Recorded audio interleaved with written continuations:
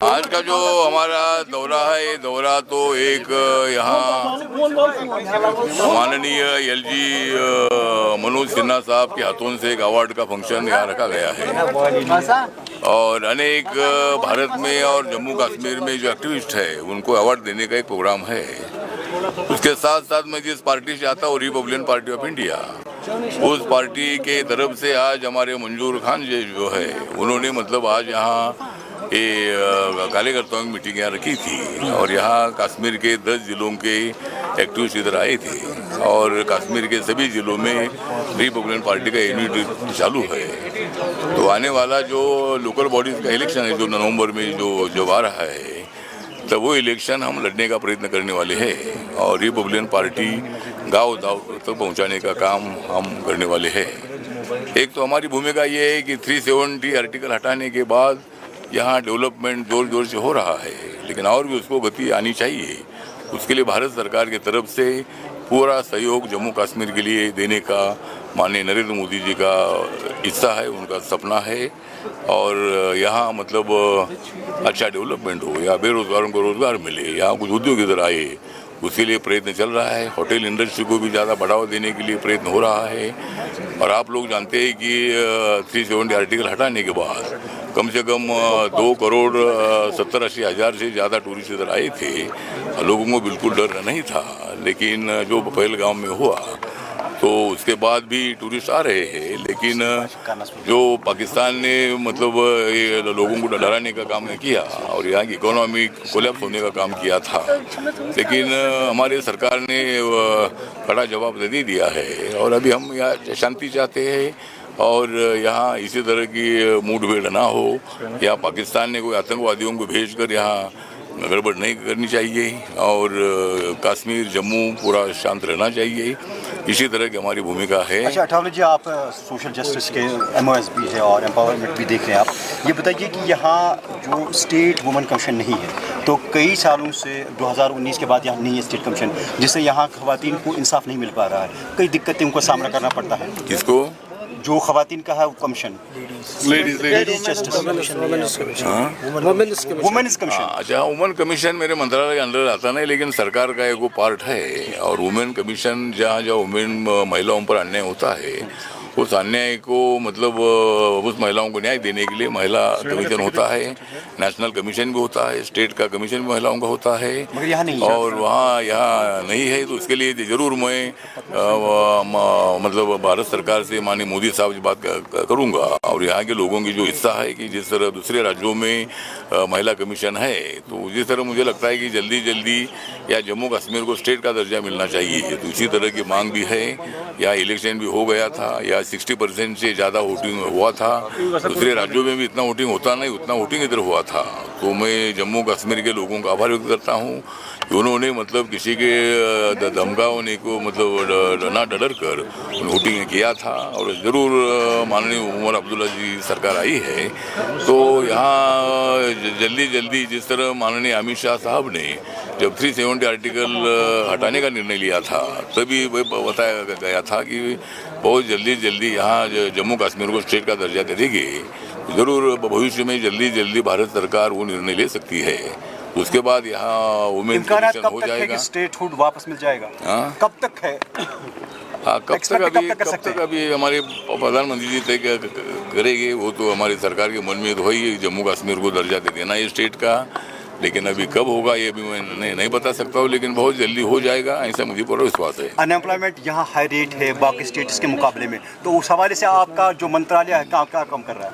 हाँ, तो मेरा मंत्रालय schedule caste DNT, OBC, senior citizen, transgender, दिव्यांगजन, अनाथ, इनका मेरा मंत्रालय काम करता है।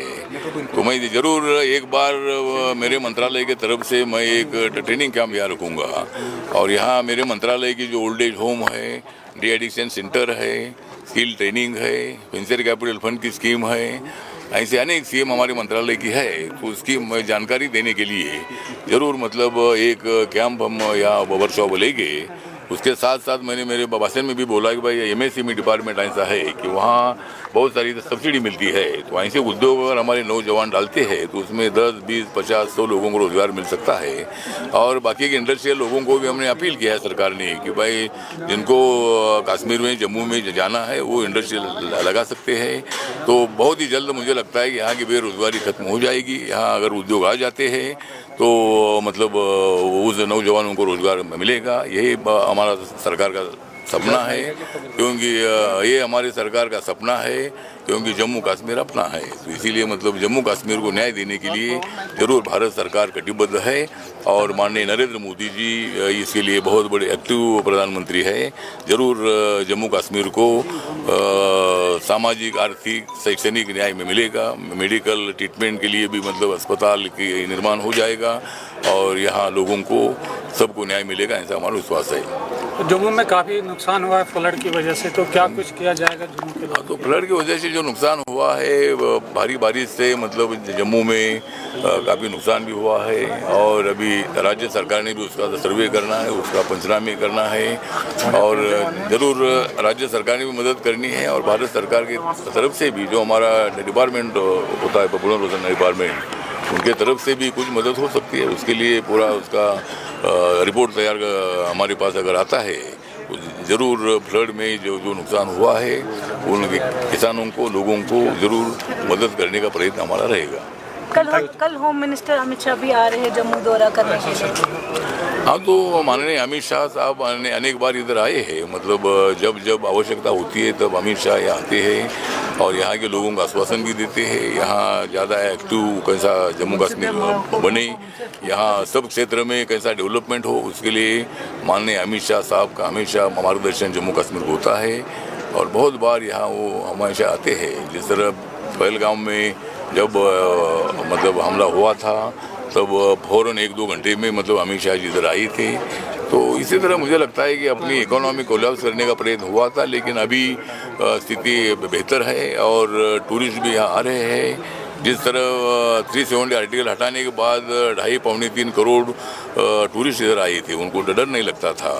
भारत के भी जो टूरिस्ट रहते थे और इंडिया के बाहर के भी टूरिस्ट रहते थे, तो इसलिए पाकिस्तान ने जानबूझकर मतलब हमारे टूरिस्ट पर हमला करने का प्रयत्न किया। उसमें 26 लोगों की जान चली गई थी, लेकिन ऑपरेशन सिंदूर के माध्यम से पाकिस्तान को सबक सिखाया है। सभी आतंकवादी अड्डे उद्ध्वस्त कर दिए हैं और अभी हमारा लक्ष्य ये नहीं था कि भाई पाकिस्तान की युद्ध करना, लेकिन आतंकवादियों को ख़त्म करने का हमारा इरादा था और वो इरादा हमारा पूर्ण हुआ है। हम ट्रम्प साहब बोलने से ये युद्ध बंद हुआ है ऐसा बिल्कुल नहीं है। हमारा लक्ष्य इतना ही था कि भाई आतंकवादियों को ख़त्म करना है। तो इसीलिए मुझे लगता है कि ट्रम्प बोलने से हमारा युद्ध बंद नहीं हुआ है। नरेंद्र मोदी जी का यही मतलब मिशन था कि उन आतंकवादियों का खात्मा करना है। ट्रम्प ने जो 50% टैरिफ लगाया है, ट्रम्प ने जो 50% हिंदुस्तानी जो एक्सपोर्ट्स करते थे यहाँ से गुड्स, मुझे लगता है कि आज के न्यूज़पेपर में आया है कि अपनी GDP जो है 7.8 तक मतलब आई है और अपना देश मतलब बहुत ऊंचाई तक जा रहा है। और इसीलिए मुझे लगता है कि अभी टैरिफ लगाना कितना है वो तो उनके ऊपर निर्भर है, लेकिन उसके लिए भारत सरकार की तरफ से कोई भूमिका अदा की जा सकती है। लेकिन भारत की इकोनॉमी डिलेड नहीं है, भारत की इकोनॉमी हेड है। मतलब भारत इकोनॉमी नहीं है डेड, भारत इकोनॉमी है दुनिया का हेड। तो हम पहले 10 नंबर पर थे, बाद में 5 नंबर पर आए थे, अभी 4 नंबर पर हमारी इकोनॉमी है और 1 साल के अंदर हम 3 नंबर पर जाएंगे, बाद में 2 नंबर पर जाएंगे और एक दिन अमेरिका को भी पीछे छोड़कर हम 1 नंबर पर आएंगे, ऐसा हमें पूरा विश्वास है।